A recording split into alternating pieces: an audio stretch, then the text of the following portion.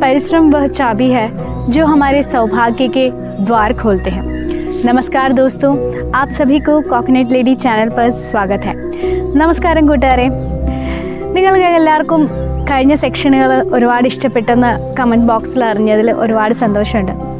ഇന്ന് നമ്മൾ കുറച്ച് ബേസിക് ഹിന്ദി ആണ് പഠിക്കാൻ പോകുന്നത്. അതായത് മേ, അതായത് ഞാൻ, എൻ്റെ, എനിക്ക്, അങ്ങനെ 3 വാക്കുകൾ നമ്മൾ എങ്ങനെ ഹിന്ദിയിൽ പറയും, അത് വെച്ചിട്ട് എങ്ങനെ സെൻറ്റൻസുകൾ ഉണ്ടാക്കാം, എന്തൊക്കെയാണ് അതിൻ്റെ ചേഞ്ചസ് എന്നുള്ളതൊക്കെ നമുക്കിന്ന് നോക്കിയാലോ. तो देखते हैं, अपने वीडियो पर चलते हैं. चलो, मैं എന്ന് പറഞ്ഞാൽ ഞാൻ അല്ലേ. ഞാൻ എന്നുള്ളതിന് ഹിന്ദി വാക്കാണ് മേ. അപ്പം മേ വരുമ്പം ഹും വരുമെന്ന് നമ്മൾ പഠിച്ചിട്ടുണ്ട് അല്ലേ. അപ്പം മേ വെച്ചിട്ട് സെൻറ്റൻസുകൾ നമുക്ക് നോക്കിയാലോ. മേ വെച്ചിട്ട് സെൻറ്റൻസുകൾ നോക്കാം. അതിനു മുമ്പ് നിങ്ങൾക്ക് വേണമെങ്കിൽ ഈ ഒരു വീഡിയോ ഷാഡോയിങ്ങിൻ്റെ സെക്ഷനായിട്ടും യൂസ് ചെയ്യാം കേട്ടോ. ഞാൻ അതിനനുസരിച്ചായിരിക്കും പോസ് ചെയ്താണ് ഓരോ സെൻറ്റൻസുകളും പറയാം. നിങ്ങൾക്ക് വേണമെങ്കിൽ അത് ആ രീതിക്കും നിങ്ങൾക്ക് പ്രാക്ടീസ് ചെയ്യാം. Okay, let us start. हम शुरू करते हैं. ठीक है. मैं यानी ഞാൻ എന്നാണ് അർത്ഥം അല്ലേ. मैं से सेंटेंस शुरू करते हैं. मैं श्रीजा हूँ. ഞാൻ ശ്രീജയാണ്. मैं श्रीजा हूँ. ओके. मैं हिंदी पढ़ा रही हूँ. ഞാൻ ഹിന്ദി പഠിപ്പിക്കുകയാണ്. मैं हिंदी पढ़ा रही हूँ. ഇതെപ്പോഴും ഓർക്കണം, നമ്മൾ പ്രസൻറ്റ് ടെൻസിൽ പറയുമ്പോഴാണ് എപ്പോഴും മേ വരുമ്പോൾ ഹും വെച്ചിട്ട് നമ്മൾ സെൻറ്റൻസ് വരാം. ഓക്കെ. मैं हिंदी पढ़ा रही हूँ. मैं श्रीजा हूँ. मैं हिंदी पढ़ा रही हूँ. मैं नासिक में रहती हूँ. ഞാൻ നാസിക്കിലാണ് താമസിക്കുന്നത്.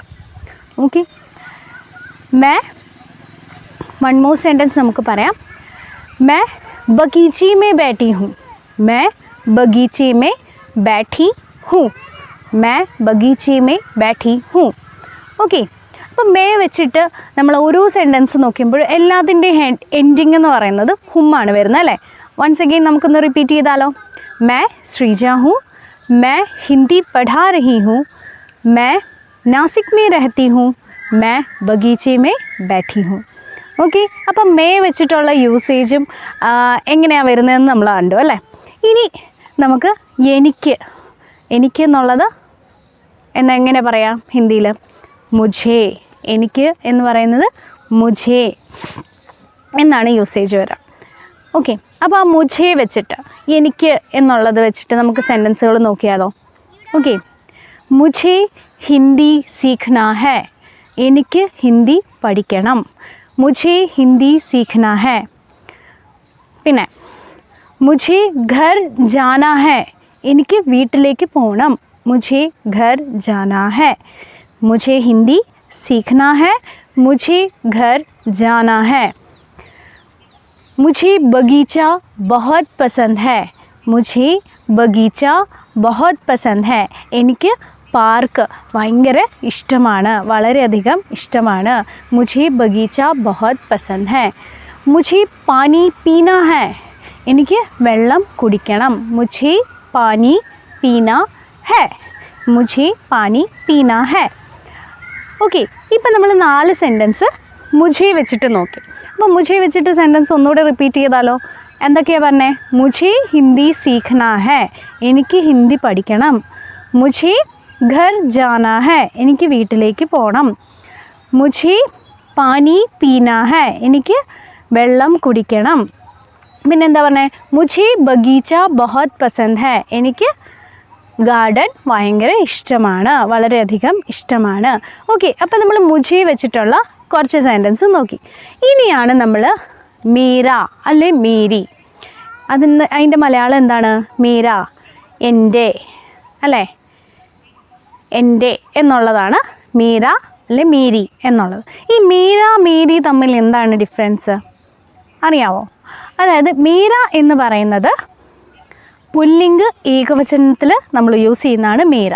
ഇനി മേരി എന്നുള്ളതോ ഏകവചൻ സ്ത്രീലിംഗ് ഏകവചനിലാണ് നമ്മൾ മേരി എന്ന് യൂസ് ചെയ്യുന്നത്.